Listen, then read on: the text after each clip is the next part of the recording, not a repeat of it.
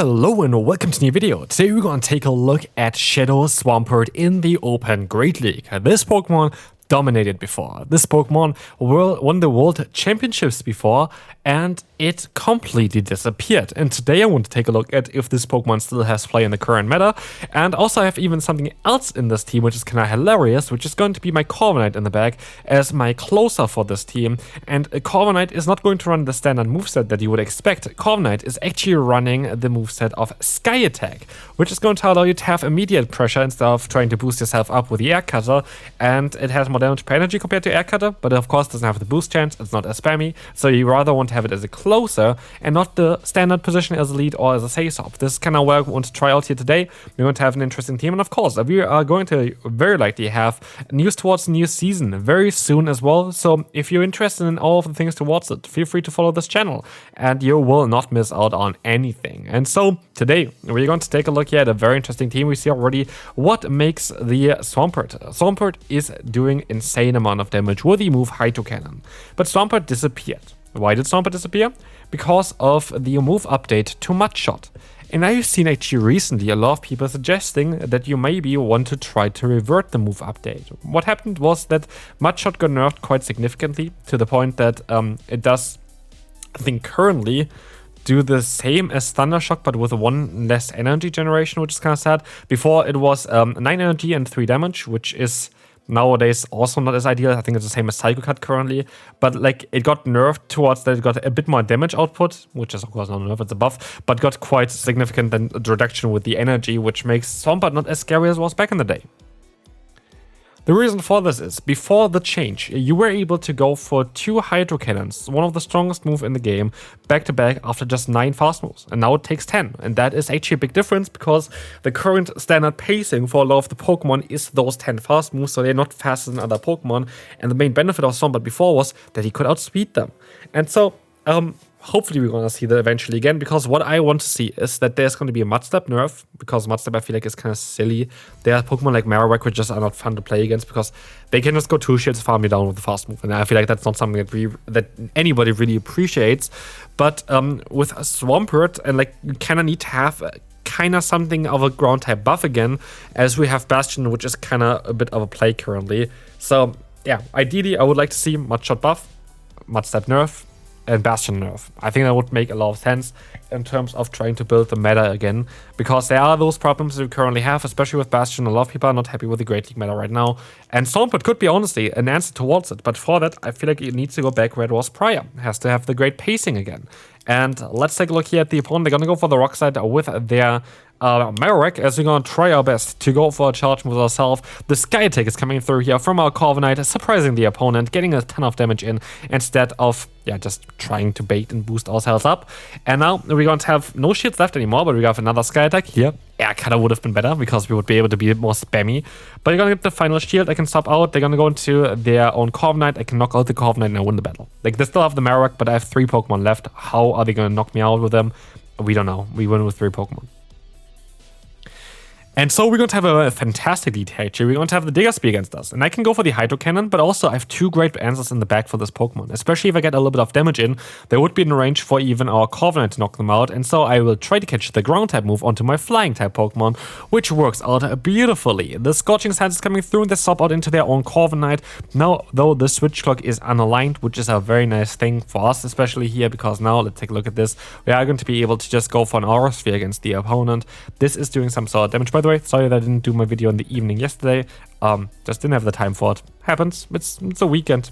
I usually, by the way, work on the weekends as well for this channel. So, yeah, it is what it is. So we're going to see here the Corviknight coming in. We're going to be able to take the hit. It's going to be the Air Cutter. Oh no, it doesn't do damage. And now we can actually go for a full farm down because they're not in the range where I'm really scared of them. Diggersby comes back in. This is not ideal because they have access to Fire Punch. And okay, never mind. They're gone. Okay, what else is there? Who wants to come in next? I think they just expected that I went for the air cutter, which I would have easily survived. In comes Feraligatr. Okay, I can just go for the Sky attack here. I don't really mind that too much. I could even go into my Swampert. And by the way, we're not running Sludge on Swampert. And again, they let the Sky attack go through. This is such a mistake. Like, they just don't see it coming. I don't run Sludge on Swampert because I think Earthquake has more potential. I know Earthquake got nerfed as well for Swampert, which made it a little bit worse as well, which is not really ideal. I do think that Sludge just doesn't really do anything for you. Yes, you're going to have maybe a tiny bit of a better matchup against Azumarill, and that's it.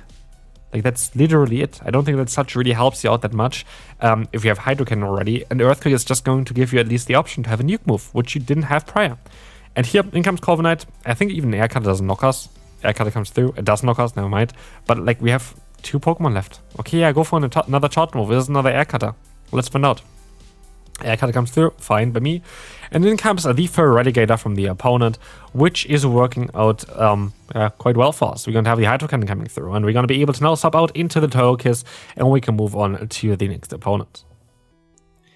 We will face off against the Azumarill. Azumarill is again the one matchup where Sludge would help you because it's super effective damage, and that would be great for you. But even then, Earthquake is still alright. But Azumarill is definitely the one lead matchup that I don't want to really see here. It's not too bad, but again, if you would have the Mudshot buff again, what we had prior, you would actually get to the Earthquake way faster, and it would allow you to have a bit more of a better play here. But I will take this catch here onto the Ice Beam, and this game is not over or bad for me in any kind of way so far. Diggersby coming in here is not as ideal because I have 2 better answers towards this Pokemon, but I do know that I can take at least 1 Fire Punch. I don't know if I can take 2. I definitely cannot take 2 here, but I can go for a Sky Attack against the opponent. And now we will see here the Sky Attack coming in. It's going to get them low, but like it gets them into the range for both of my other charge moves though. That's kind of not that bad. Like it gets them to the range for Hydro Cannon, gets them to the range for the Aura Sphere. I think both of which are going to be alright. Yeah, Hydro Cannon is coming in against the opponent. That is going to allow us to get the shield from them. But of course I would get to another charge move, and I think I can underestimate the opponent's pacing here a bit because I didn't really think that they get that much energy, but they did get a lot of energy here. And now it's looking quite bad for us. I show went for the charge move. I really underestimated how fast they get to the move. And now we have our Togekiss, which has to kind of get some energy. Okay, Toxicroak comes in. My only hope here now is to catch a move. Otherwise, I'm going to lose immediately. The reason for this is that I have Shadow Ball very likely, which you have to catch. And we are able to catch exactly this move. And now we can actually hopefully win the battle because the Shadow Ball is going to knock us. But we have still some energy here. We have the Psyshock, which is going to knock them out here. Toxicroak is going to go down. And let's see. There's still going to be the Diggersby though. Like there's still going to be the Diggersby. And the Diggersby is getting to another move most likely. And they catch the move. I had to go for the charge move straight away. It's the Azumarill. Yeah, it's going to be a good game. I will lose this battle, but again, I would have won this guaranteed if I would have got the Hydro Cannon off against them. I underestimated the energy generation of this Pokemon, and that is down to me. Good game to the opponent. Well done, well played, and we can move on to the next opponent. 1 HP though. Let's see what we're going to have here next. We're going to have here next a Shadow Steelix, and in comes the Florges from the opponent. That is going to be alright just generally, I would say. Let's see what we're going to have here next. It's going to be the Hydro Cannon coming in. It's going to get the shield from the opponent. What we can do here, which is the benefit of what we do right now, is we can just go for the shields and we're just going to be able to get those Hydro Cannons off before them. We have the same pacing. They cannot outspeed us at all. And so no matter what they're going to do here, we're always going to be able to outspeed them there. But also I can use the shield advantage for later on, and I swap out into my Corviknight.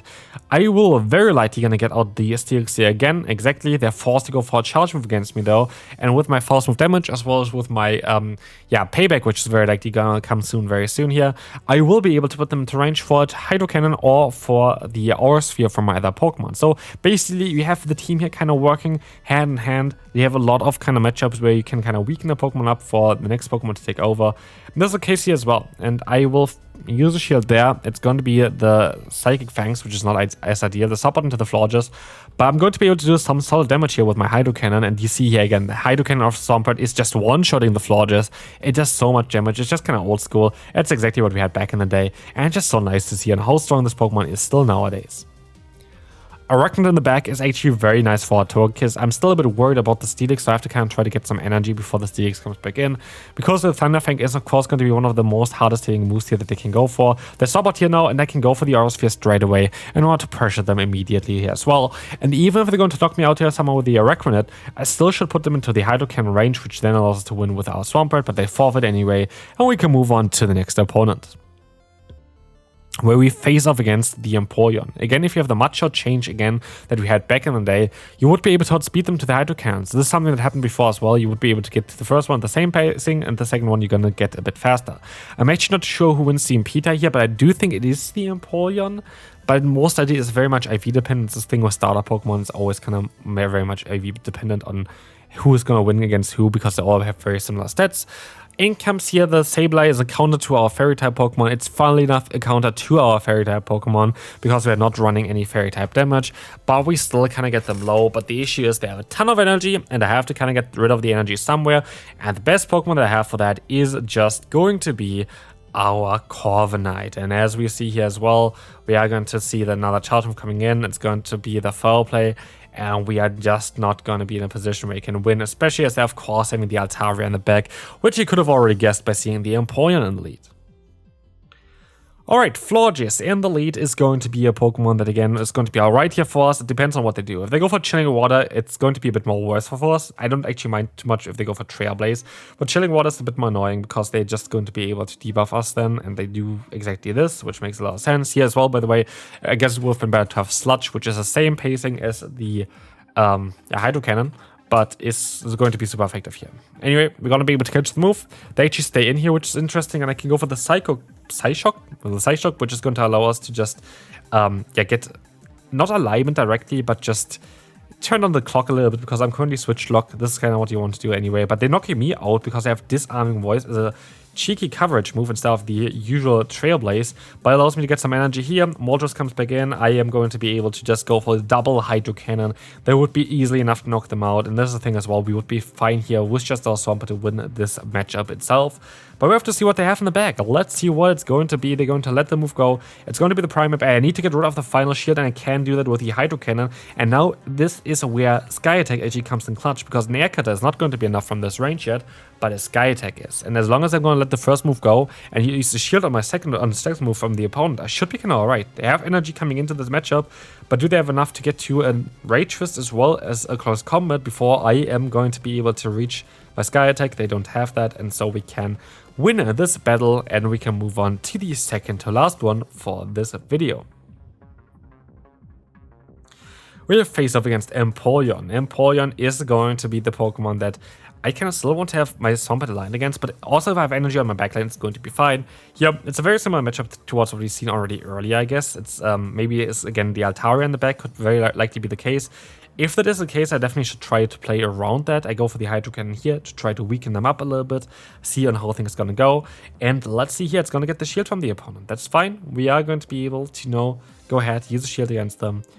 It is going to be the Chilling Water, and I'm going to be able to go for another Hydro Cannon. And they should still take that hit. Let's see what they're going to do. They decided to swap out into the Empoleon. And that's actually not that great for us, and I should have maybe actually went into my... You saw me here clicking and tried to press out. That was a big mistake. I tried to press out to the side, but it just didn't happen. And now, as you will see, we are going to have here now the Corviknight coming in. It's gonna go for that, like the Hydro Cannon is gonna go up against us, and we're gonna try our best to go for another charge move, but in comes actually the Altaria, which we predicted, but it's not even that great, because Togekiss, well, it's a Fairy type, is not running any Fairy type coverage, and so I have to hit with a neutral Psyshocks, which are non-step and not that nice, and have a fast move that's neutral, and so I'm actually not going to be able to knock them out here. I'm not going to be able to knock them out because they should be able to reach a move at the same time. We have the same pacing as the opponent. And so, well, let's take a look at this one here. We're going to have the charge move coming up against us. And this is going to be the Sky Attack. And we're going to try our best here still to win with our Corviknight with a funny moveset. Sky Attack is going to take down the first Pokemon from the opponent. This is going to allow us to get that KO. And in comes, though, the Florges again. And I do think the second to last one here is going to be a tough one to win. A Sky Attack would need to knock them out. They are going to be able to take this hit here because they don't have the Iron Head. Iron Head is, by the way, also a legacy move on this Pokemon, which would have allowed us to most likely win this battle here. But good game to the opponent. They did well, and we can go to the final one for today. So yeah, Swampert is actually kind of nice. Don't get me wrong. Like, it is kind of nice. We're going to have here the Pangoro coming in. I'm going to try my best to go for the Hydro Cannon. Hydro Cannon is going to be interesting here. It's going to allow us to get the shield, and we're going to be able to swap out here as well, which is perfect for us. Let's see, there's going to be the close comment coming in. We're going to try our best to go for another, okay, we can just go for the Aura Sphere actually. This is going to be not that bad. This is really not going to be that bad, because what we have here next is going to be nice damage coming in against them. We have another charge move coming in from them, and it's not going to be the Iron Head, and so we should be in a position where, oh, they get the boost. Okay, that's going to be a bit more difficult. I have to kind of go for a charge move now, and I would love to try to catch the next move on my next Pokemon. Let's see, I can go into my Corviknight. I didn't catch the move. It's going to be the payback. And now because they're boosted, I actually going to invest the shield because it would have done quite a bit of damage. In comes the Bastion, and this is alright because they're kind of locked into this matchup as well. Like, I'm not going to be stuck in this matchup forever, which means I am going to be able to swap out kind of soonish into my Swampert. They will get to another charge move, which I'm going to shield because I know that at the end of the day, this is going to be fine for me. It's going to be perfect for me. The Flamethrower comes in, and I can go ahead and swap out into my Swampert. This is doing some solid damage. We can go for a lot of False Move Pressure here, and I'm going to get a ton of energy to then knock them out, which is going to be fine. This is going to be perfect. This is going to get the KO, and in comes the Pangoro again, which now I can go for a Hydro Cannon. This is perfect. This is going to be amazing. Gets the shield from the opponent, and I will be able to just let this go and have 2 more flying type Pokemon in the back, and I'm quite hopeful that I'm going to be able to win this battle, especially as Togekiss has to resist the damage from the opponent. They're forced to go kind of for close combat for sure if they want to really try to knock me out, and then again I'm going to be fine. Like, I'm going to be able to win this battle as Knights are just not. Oh, that's actually enough to knock me out. I misplay this here. I show one for the charge move then. Oh no, am I going to lose? Still close combat is going to knock me low. I'm going to have the Corviknight coming in against me. This is going to be super close now. Like, I did not expect that this would happen like this, because it is not necessary, but we are going to lose because I didn't go for the charge move. I have no idea what happened in the last battle, but hopefully you do. Hopefully you enjoyed it. If you did, feel free to leave a like, and I will see you then. Bye bye.